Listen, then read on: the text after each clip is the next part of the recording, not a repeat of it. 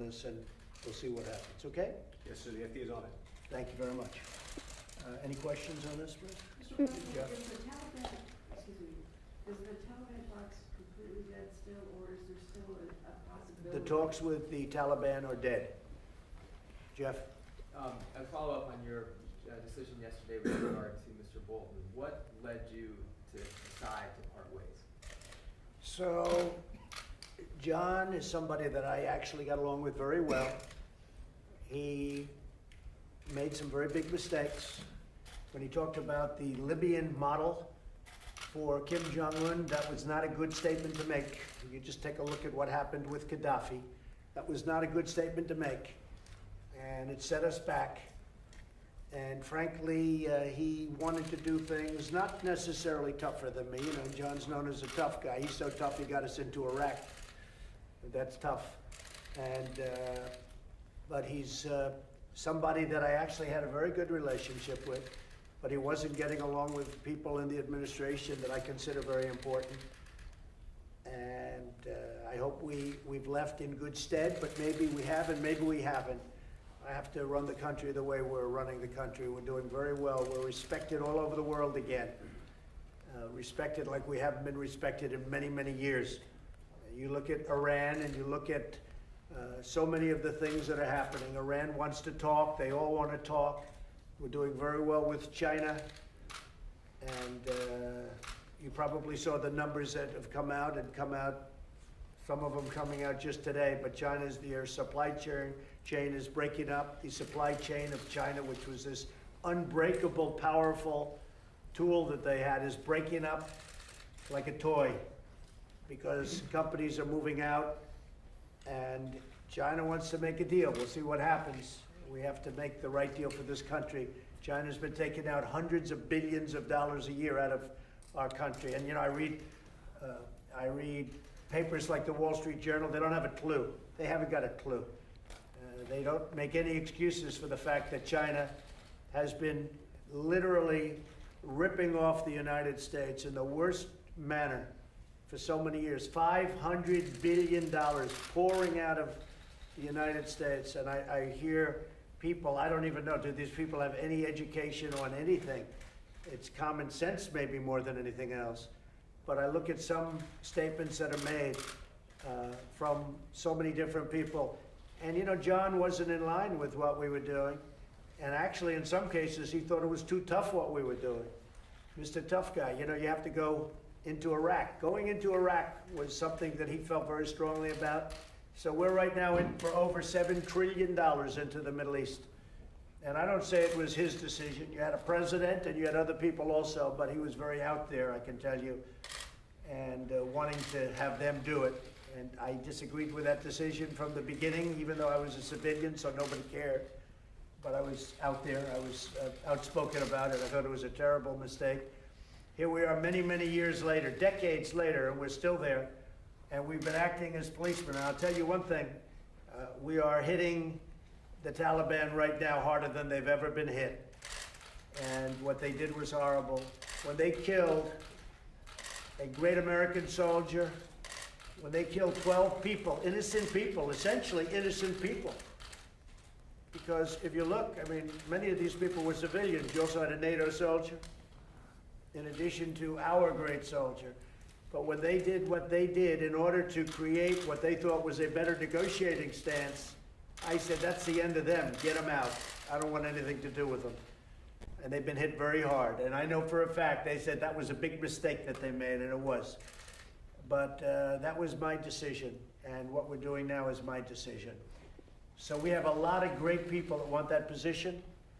A lot of great people want a lot of positions. They want to be a part of this administration. We've done more in this administration in less than 3 years than I believe any president. You look at the accomplishments.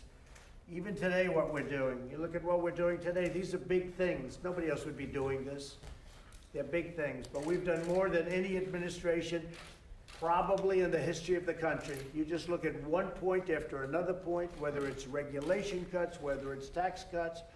You look at right to try, with these two gentlemen, so important, right to try, where people are able to use some of the incredible innovations that we've developed with the greatest labs and the greatest doctors in the world, and they could use them instead of being forced to move to and leave to other countries that don't have a clue compared to us, and now they have right to try. And by the way, a lot of people are being saved. A lot of great things are happening with right to try.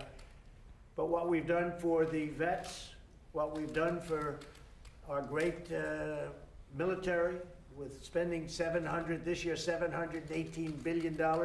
And by the way, that's also jobs, secondarily, but it's also jobs. Nobody's done what we've done, and we're very honored to have done it. We're in a very good footing. Our country is respected again. Mr. President, what are you prepared to do on guns? Well, I have 5 people that want it very much. I mean, a lot more than that would like to have it, but there are 5 people that I consider very highly qualified, good people I've gotten to know over the last 3 years. And we'll be announcing somebody next week, but we have some very highly qualified people. But we were set back very badly when John Bolton talked about the Libyan model, and he made a mistake.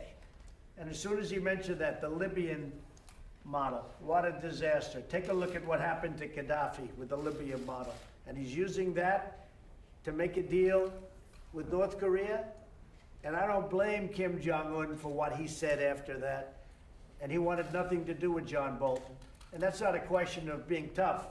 That's a question of being not smart to say something like that. So I wish John the best. We actually got along very well. I'm sure he'll, do whatever he can do to, spin it his way. John came to see me the night before. In fact, I think a lot of you people are out there waiting for me to get on the helicopter. I'm sure you have a shot somewhere along the line. And he sat right in that chair. And I told him, John, you have too many people, you're not getting along with people, and a lot of us, including me, disagree with some of your tactics and some of your ideas. And I wish you well, but I'd like you to submit your resignation, and he did that. And I know he's going to do well, I hope he's going to do well, and I wish him well. Mr. President, what are you prepared to do on guns, on background checks? What are you prepared to announce? So I just spoke with Senator Toomey and Senator Murphy and Senator Joe Manchin. Just had a long talk with them just before this meeting, just hung up. And we are working very, very hard together, all of us, and we're seeing if we can come up with something that's acceptable to everybody. It's a subject that's been going on for decades. Decades they've been talking about it. So we're looking at background checks, and we're looking at putting everything together in a unified way so that we can have something that's meaningful. At the same time, all of us want to protect our great Second Amendment. It's very important to all of us. So we are now in meetings. The meetings are going to go on tonight. I'm going to speak with them again tomorrow. And I think progress is being made. I hope so. Are you willing to put background checks on all private gun sales? We're going to take a look at a lot of different things, and we'll be reporting back in a fairly short period of time. There are a lot of things under discussion. Some things will never happen, and some things can really some very meaningful things can happen. It's really a gun sense, if you think about it. What we're looking at is, and maybe that's what we should call it, the gun sense bill. But we will have we're having great dialogue. We'll see what happens. And did you tell your chief of staff to have NOAA disavow those forecasters who said that Alabama was not in the path of the storm? No, I never did that. I never did that. That's a whole hoax by the fake news media when they talk about the hurricane and when they talk about Florida and they talk about Alabama. That's just fake news. It was right from the beginning. It was a fake story.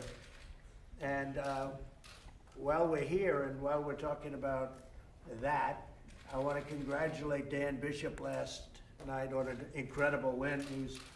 Dan was 17 points behind 3 weeks ago. The media thought he was going to lose. They were all set to have a big celebration with their partners from the Democrat Party. And Dan Bishop worked really hard, and I worked very hard with him. And he made up a 17-point lead in a few weeks.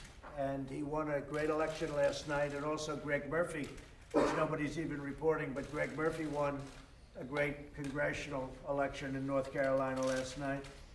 And I want to congratulate, between Dan and Greg, what a job they did.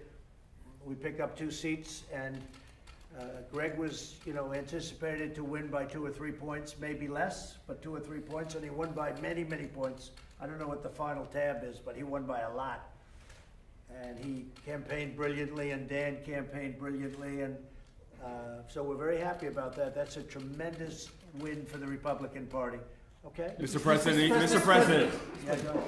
Now that John Bolton is gone, is your policy on Venezuela going to change? Are you open to meeting with Well, we have a Maduro? policy on Venezuela that's a firm policy. Venezuela's really hurting, and we're trying to help people in a humanitarian way. That's probably not good in terms of, crushing a terrible regime, but you have people dying. This is a country that 15 years ago was one of the wealthiest countries, and now it's dying. They don't have water, they don't have food, they don't have medical, they have nothing. So we're trying to help as much as we can. We're also working with Colombia, and the leader of Colombia is a friend of mine, and he's doing a really good job, I can tell you that. We're working with Colombia, we're working with Brazil, we're working with other countries on a humanitarian basis. Venezuela's in very sad shape. That shows you about socialism. I mean, that shows you what happens. You take a country that was so wealthy 15 years ago, and today they don't have water and they don't have basic food. So we'll see what happens. No, I disagreed with John Bolton on his attitudes on Venezuela. I thought he was way out of line, and I think I've proven to be right. But we are always watching Venezuela very, very closely. And would you be open to meeting with Maduro? I don't want to talk about that. Mr. President, about your announcement today, are you concerned that the companies that were making these products will be treated unfairly by taking these products off the market? Well, they've become very rich companies very fast, and the whole thing with vaping is been very profitable. And I want companies. Look, you know that I fight for our companies very hard. That's why I'm fighting with China. That's why I'm fighting with other countries. If you look at European Union, and if you look at Japan, and if you look at so many others, including South Korea and many others, we're constantly dealing with them to make it good for our companies, because I view it as jobs. I view it as income for our country and jobs. Vaping has become a very big business, as I understand it, like a giant business in a very short period of time. But we can't allow people to get sick, and we can't have our youth be so affected. And I'm hearing it, and that's how the First Lady got involved. She's got a son together that is a beautiful young man, and she feels very, very strongly about it. She's seen it. We're both reading it. A lot of people are reading it. But people are dying with vaping. So we're looking at it very closely. And, if nothing else, this is a conference that's going to let people know about it, because people are going to watch what we're saying. And parents are going to be a lot tougher with respect to their children. A lot of people think vaping is wonderful, it's great. It's really not wonderful. That's one thing I think we can say definitely, Commissioner. It's not a wonderful thing. It's got big problems. We have to find out the extent of the problem. It's so new. It's so new. But we're going to find out. And I hope that parents that, they have children, and the children are a certain age, I hope they're going to be able to make wise decisions, maybe based on what we're saying today. But the Commissioner and Alex Azar, they're going to be coming back over the next pretty short period of time, couple of weeks, with some very strong recommendations. Can you tell us what the timeline is for taking those flavors off the market? Yes, so it'll take several weeks for us to put out the final guidance that would announce all the parameters around the enforcement policy. And then there will likely be about a 30-day delayed effective date, as is customary with FDA's good guidance practices. And at that point, all flavored e-cigarettes other than tobacco flavor would have to be removed from the market. Tobacco-flavored e-cigarettes, their manufacturers would, by May 2020, have to file for approval by FDA of their products. The other flavored product manufacturers can, at any time, also file, but they would be off the market until approved by FDA. The Obama administration had allowed these products to go onto the market in an unregulated way by delaying any enforcement in the hopes that people who are using combustible tobacco would transition to a less harmful form of nicotine delivery through e-cigarettes. But what we've seen is the data just shows the kids are getting access to these products in spite of our best efforts at enforcement, at retail enforcement, at controlling locations, at over 8,000 warning letters to retailers and others, in spite of moving products off shelves. They've been going at it, so we simply have to remove these attractive flavored products from the marketplace until they secure FDA approval if they can. Mr. President, Mr. President, are you looking at arranging a meeting with Iranian President Rouhani at UNGA? I'm not looking at anything.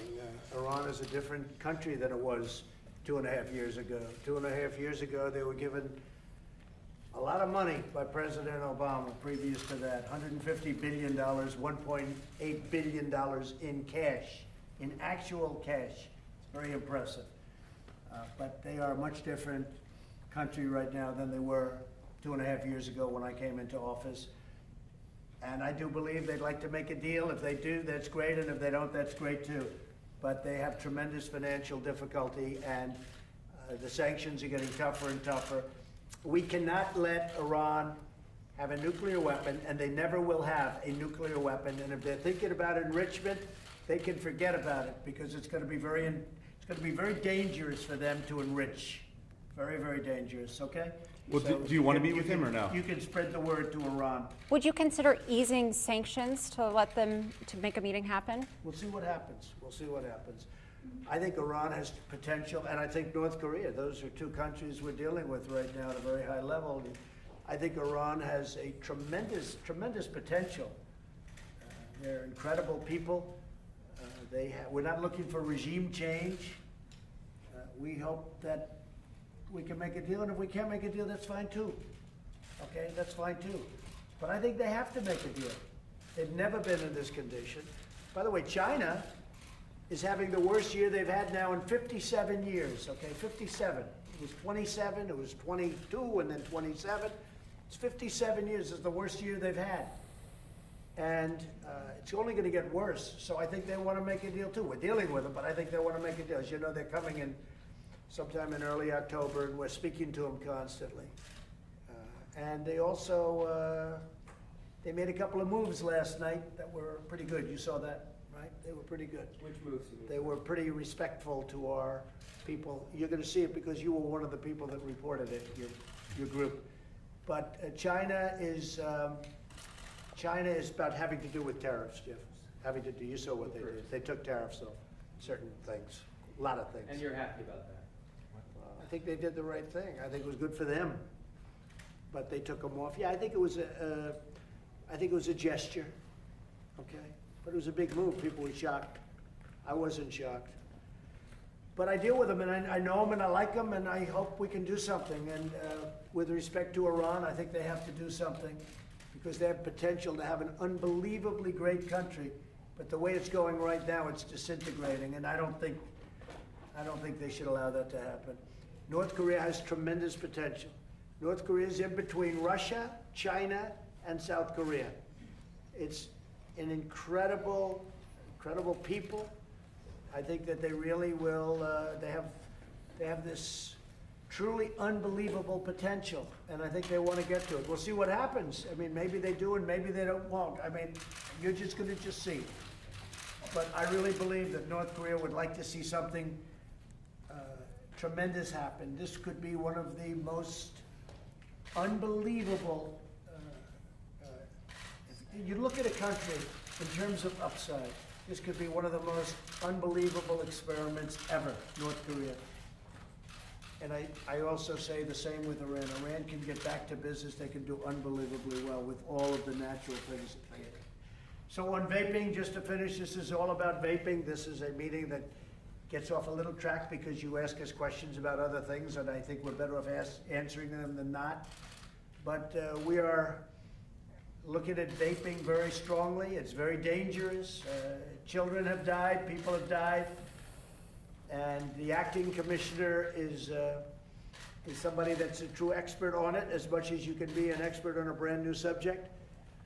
And we're going to have some very strong rules, regulations, and more importantly, I think we're going to have some very important information come out very shortly, okay? And we'll be reporting that over the next couple of weeks, and I want to thank you, and Commissioner, I want to thank you very much, okay? Thank you very much. Thank you, everybody. Okay, thank you, press. Thank you, press. Right this way. Thank you, guys. Thanks. Thank you, press. Mr. President, any reaction to Netanyahu's Thank you, comments press. to We're annex leaving now. more of Thank the you, West press. Bank? Keep moving, guys. The West Bank, Netanyahu taking the West Bank. Do you have any reaction? No reaction. Thank you. Thank you, press. We're leaving now. Thank you all very much. Thank you. It's a chair. Right this way, thank you. Thanks, guys. Right this way, guys. Did he say there's a chance? There's a chance.